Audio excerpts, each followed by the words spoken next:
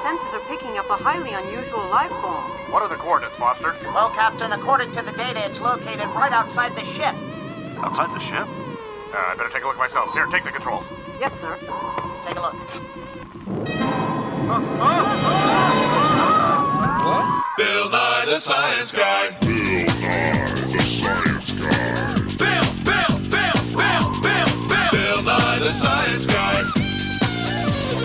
Science rules. Bill Nye the Science Guy. Inertia is a property of matter. Bill Nye the Science Guy. T minus 7 seconds. Bill Nye the Science Guy.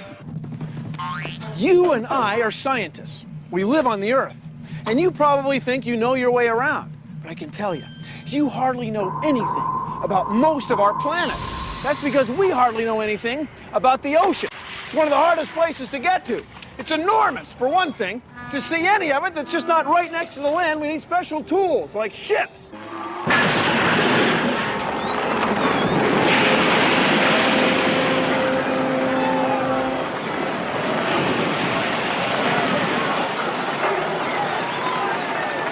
The ocean goes a long way out, and a long way down!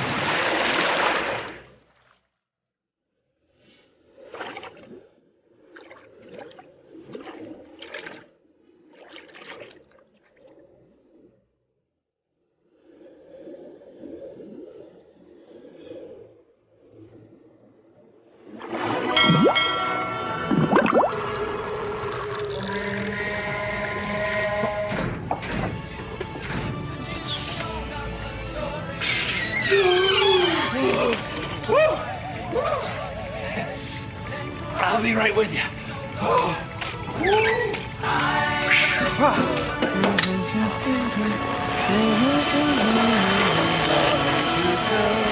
I do it so I sing to your spirit, the men who have served you so long and so well. So long and so well. Hey, I like that song. Are you decent, Bill? To know the world's ocean, you have to travel vast distances. Take a look at this. It's our great big peel-off ocean globe of science. And I'm going to peel off the land.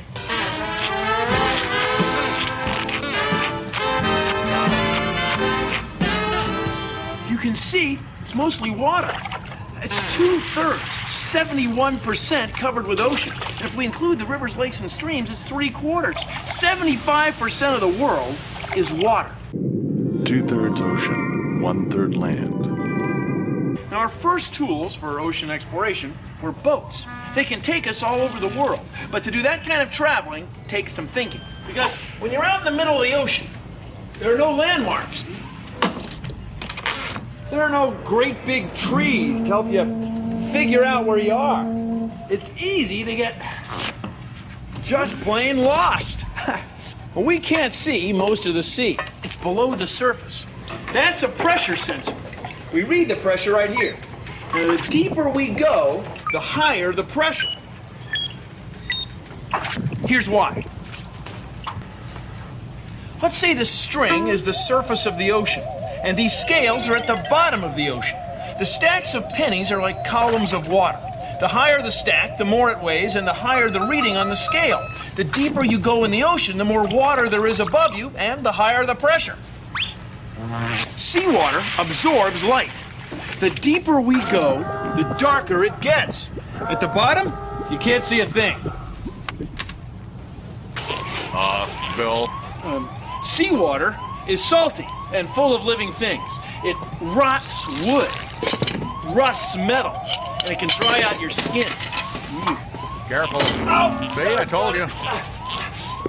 If you've ever been underwater, like when you go swimming in a pool or the ocean, you've probably noticed that you can't breathe.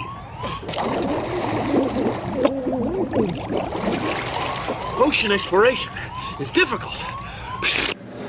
People have ventured out to explore the ocean's vast depth and breadth for centuries. And yet, even in this modern age, this powerful and unforgiving force of nature remains on the frontier of scientific inquiry.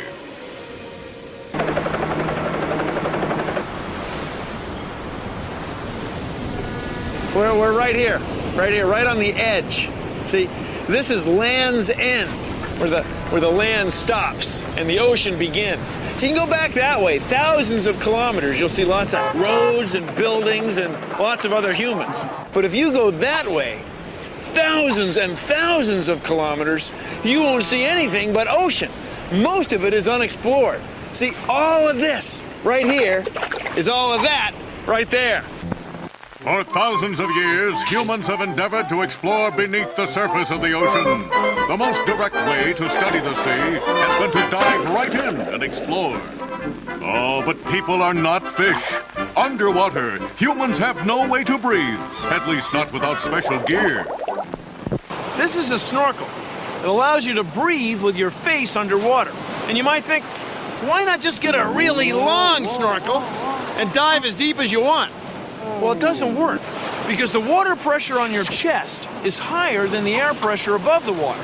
And the air won't make it down the tube no matter how hard you breathe. Roll that tape. Bill Nye, the science guy, now is suited up and is lowering himself into the water, equipped with a 3-meter snorkel through which he is attempting to breathe surface air. He's actually trying to breathe. No, wait a minute, he's signaling no air. Yes, that's what he's saying. So humans invented this, the self-contained underwater breathing apparatus, or scuba. It uses very high pressure air from this tank and a special valve that lets just the right amount of air into your lungs so that you can breathe underwater. Roll that tape. Underwater and breathing normally, our brave explorer can swim with the fishes, commune with the natural wonders of the sea. The daily goings-on beneath the surface are at his fingertips. Unfortunately, humans must realize that life underwater is not without its dangers. Life forms well suited to this mysterious environment can pose problems. Ocean exploration continues to be difficult. The ocean is a harsh environment, an environment that humans aren't too well suited for. So to explore the ocean, we need machines, big machines, ships.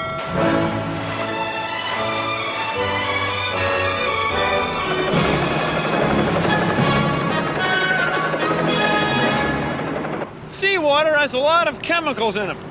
Chemicals that corrode metal.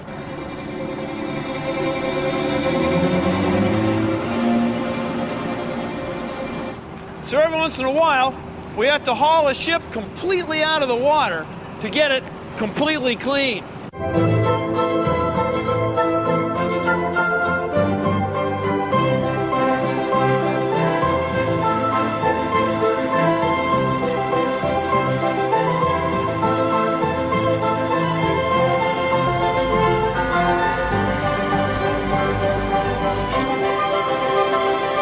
This is the main part of a ship, the part you don't see. Now, the bigger the ship, the bigger the propellers. And when you're out in the open ocean, the bigger the ship, the better.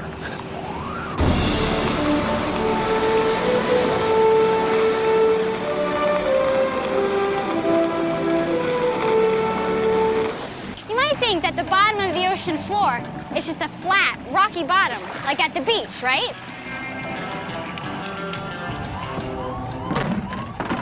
Well, look at this.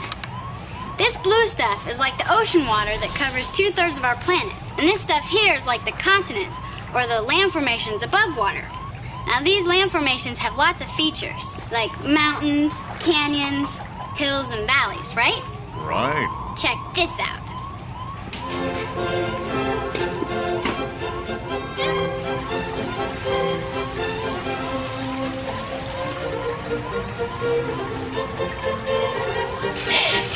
It's working!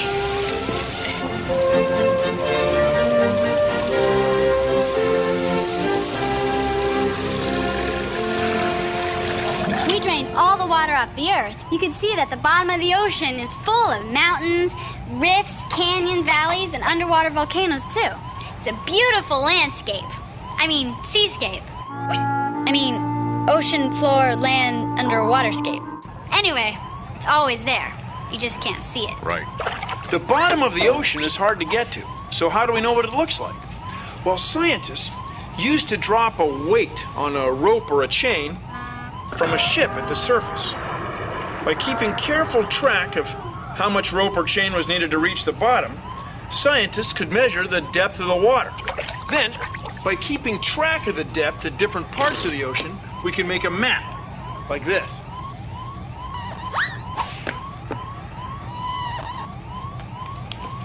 Now, this method works pretty well, but unless you've got a lot of dots, it's hard to get an accurate picture.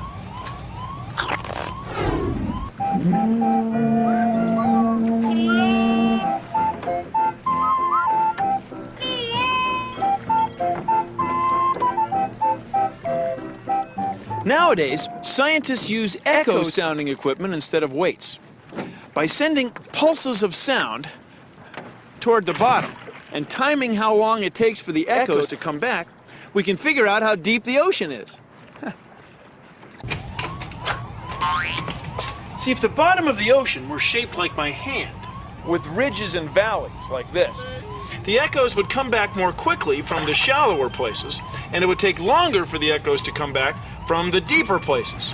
See, it works kind of like this pin toy, with each pin representing a ping of sound. See, there's a picture of the ocean floor.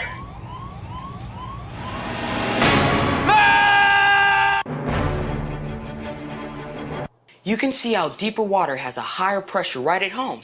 Just cut 3 pop bottles, like this. Cut the top and bottom off, but leave the bottom on one of them. Poke a hole in the side of each one. Stick them together to make a long column. Make sure the holes you punched are lined up. Tape them here and here to make the whole column watertight. Whoa! There. Now cut another strip of tape and cover over the holes.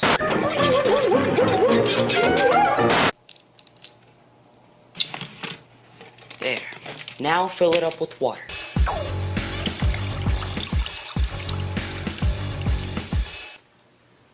There. There. When you're ready, pull the tape off the holes. There. See? The water comes out the holes. It shoots out the bottom hole the furthest because the water pressure is greater the deeper down you go. That's one of the reasons exploring the ocean is so difficult. Human bodies aren't designed to withstand high pressures. But don't just take my word for it. Try it! How deep is the ocean? Is it as deep as, say, the Empire State Building is tall? Well, take a look. In some parts of the ocean, like the Mariana Trench, you could stack about 36 Empire State Buildings. Whoa. It's 11,000 meters deep, 7 nautical miles straight down. The deepest part of the ocean is as far from the surface as we are from that plane. That's how deep the ocean is. Whew! That's deep. The oceans cover over 70% of the Earth's surface. 70%. No matter where you live, the oceans affect you. The oceans affect you. Understanding the oceans help us understand the Earth. Understand the Earth.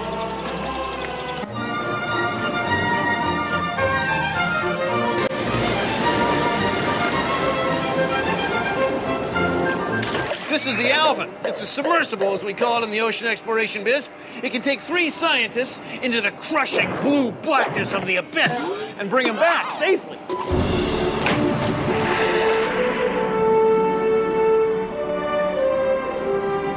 It's got very bright lights, cameras to record, and arms to reach out and grab stuff, samples we can bring back upstairs. It's cool.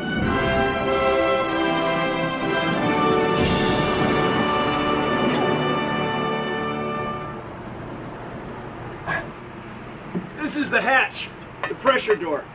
See how thick that thing is? You need that. You know, if that came open while you were down there, well, you'd be like, just.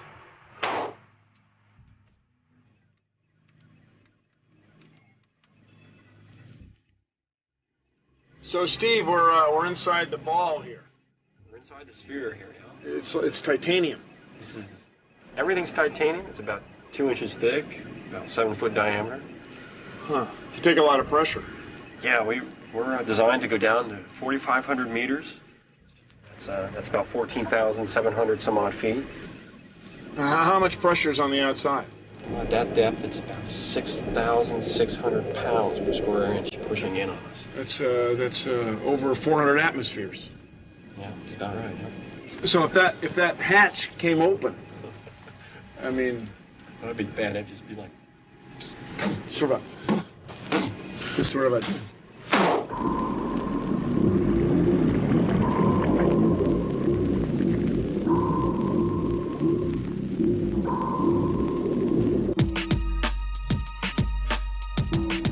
A lot of people ask, why should they care about the deep sea floor? It's remote. They can't see it unless they go down with Alvin. Well, it turns out that the solid sea floor makes up about 60% of the Earth's solid surface. It's really the largest ecosystem on the face of the Earth. Well, I'm a deep sea biologist. I'm interested in understanding how animals on the ocean floor make a living and how they interact with the sediments. And deep sea is an interesting system in that all the food that's coming down for these animals to eat is raining down from above, either as small particles or as big bodies of animals like fish and sharks and whales that then provide food for animals on the sea floor. The deep ocean is a difficult environment because of high pressure, low temperature, corrosive nature of seawater. One of the ways we deal with this, of course, is we go down with Alvin and we look out of the window or the porthole of Alvin. It's quite surprising. You go down in this elevator all the way down to the bottom of the ocean, but you only have 3 little holes that you could look out and see things on the bottom.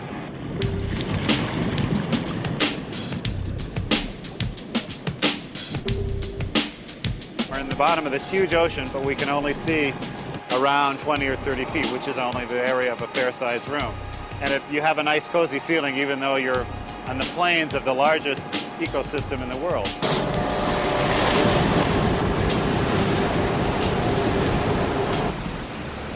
This is Jason. It's an ROV, a remotely operated vehicle, a robot, and it's been to parts of the Earth that no human can ever go. It's been to ships that have sunk in 4,000 meters of water. And it's explored ecosystems 6,000 meters deep. And it's taken pictures of animals that probably look as weird to us as this thing looks to them.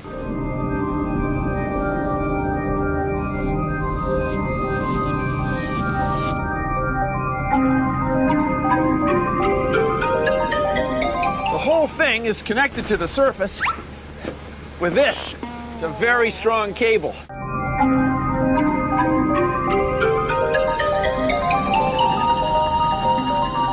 Scientists up in the control room use this to control the lights, the cameras, and the thrusters.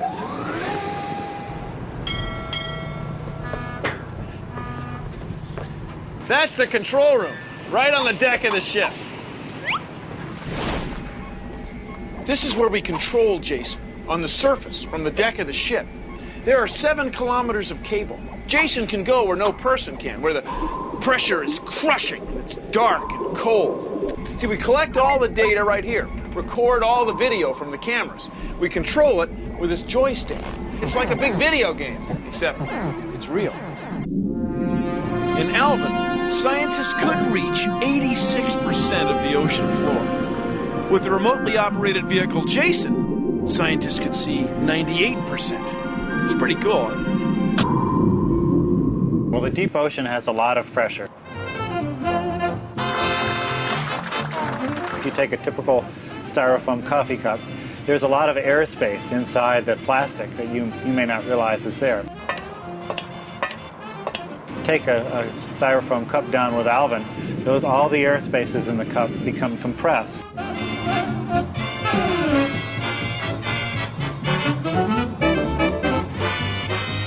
We don't have a lot of air spaces in our body, so we wouldn't get compressed like the cups, but our physiology would stop working and our eyes would probably bug out and we wouldn't be very happy for more than a couple of seconds. I'm getting a headache. Oh, it's your headache. Oh!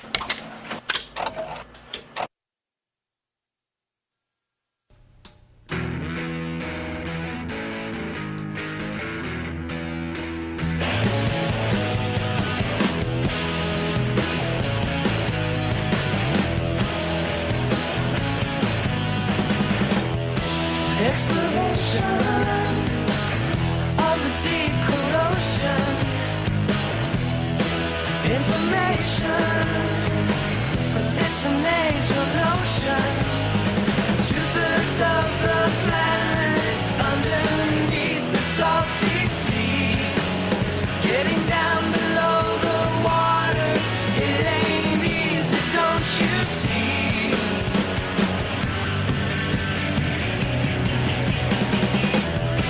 There's the pressure, but there's no light or air. Cold temperature, I must prepare to go down there.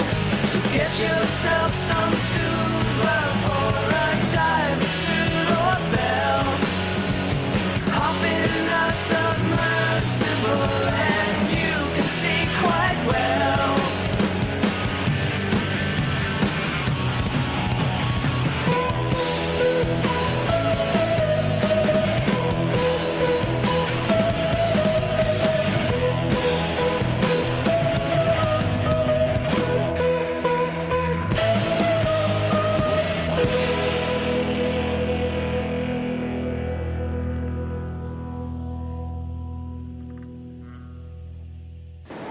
Well, that's our show. Thanks for watching. If you'll excuse me, I've got some ocean floor bioenergy flux to figure out. See ya! Produced in association with the National Science Foundation. Now, you may have heard that we know more about the surface of the moon than we do the bottom of the ocean. Well, it's true. Getting to the surface of the moon is a piece of cake. I mean, it's 400,000 kilometers of nothing. A few billion bucks, and you're there. To get to the bottom of the sea, that's a whole nother thing, okay? First of all, just to go down 10 meters. I mean, there's more pressure difference between the surface of the Earth and 10 meters down than there is between the surface of the Earth and the surface of Mars. So if you even get started down, you need all kinds of pressure hulls. Okay, you gotta have things that can withstand crushing pressure. And then the stuff's got to be corrosion resistant. You know, salt water just eats away at everything, including you and me. And you know, another thing, you got to take air. That's right. You can't breathe down there, or you got to build something that doesn't need to breathe. And everything has got to have lights, bright lights. It's dark. It's cold. It's the sea.